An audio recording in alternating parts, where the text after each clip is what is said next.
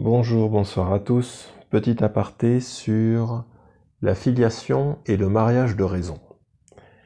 Il est une tendance que l'on peut encourager en ce moment, c'est celui d'avoir une stratégie familiale, une stratégie maritale pour le futur de la communauté, pour que la nouvelle génération ait des bases solides sur laquelle se développer, enfin continuer le travail que l'on fait.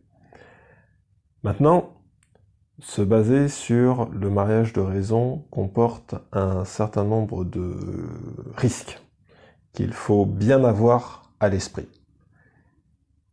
La principale est celle-ci. Vous avez privilégié la raison, la stratégie sociale, la stratégie familiale, voilà, pour la réussite, plutôt que l'amour de deux personnes, d'accord, de vous et de votre femme ou de vous et de votre mari. Ça, c'est passé au second plan. Que se passe-t-il si votre enfant est le portrait craché de votre conjoint ou de votre femme? Il va y avoir un souci. Le souci, c'est que quand un enfant grandit, il a besoin d'être validé par ses deux parents. Validé pour sa personnalité, pour son être, voire pour ses actes. Mais ça, c'est encore autre chose. Et si vous n'aimez pas vraiment la personne avec qui vous avez fait vos enfants, vous aimez le projet, vous aimez l'idéologie, vous aimez tout ce qui, voilà, tous ces éléments rationnels qui ont fait que vous avez conclu un mariage de raison. Tout ça, vous aimez ça. Mais la personne en elle-même, elle vous fait ni chaud ni froid. Eh bien, ça va s'étendre à l'enfant qui est son portrait craché. Lui aussi, il vous fera ni chaud ni froid. Est-ce que ça veut dire que vous ne l'aimez pas? Là, la question est quand même assez difficile parce que c'est une réalité assez tragique, qu'est cette incapacité que l'on a à ressentir une émotion pour quelqu'un dont on est censé être proche. C'est assez tragique.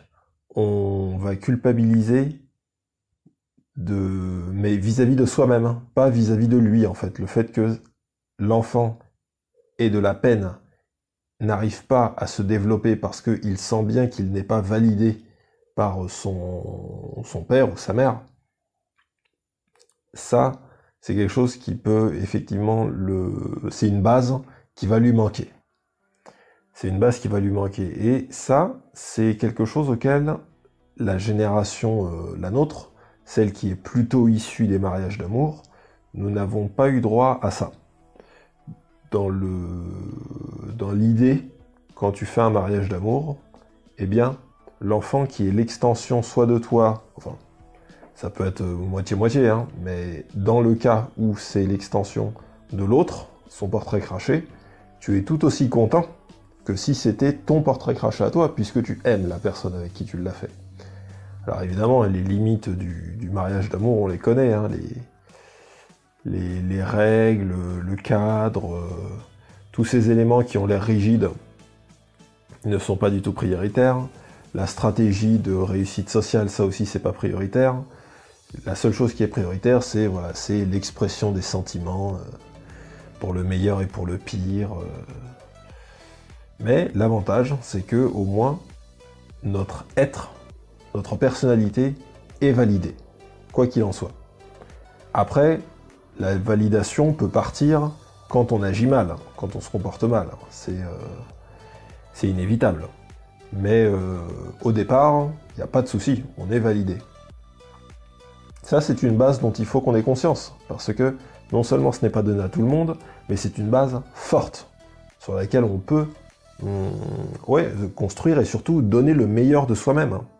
Parce qu'au départ, on a eu cette validation. Ce qui n'est pas... En fait, ceux qui n'ont pas cette base, ils vont quand même donner le meilleur d'eux-mêmes, mais pas pour eux-mêmes, pour plaire, pour être validés aux parents qui est indifférent. Et ça peut être quelque chose de destructeur. Parce que vous donnez le meilleur de vous-même, mais en vain. Vous voyez? Tandis que quand vous êtes basé sur... quand vous êtes issu du mariage d'amour et que vous êtes validé au départ par vos deux parents, vous donnez le meilleur de vous-même pour vous, pour ce en quoi vous croyez. Et ça fait une sacrée différence. Encore faut-il en être conscient.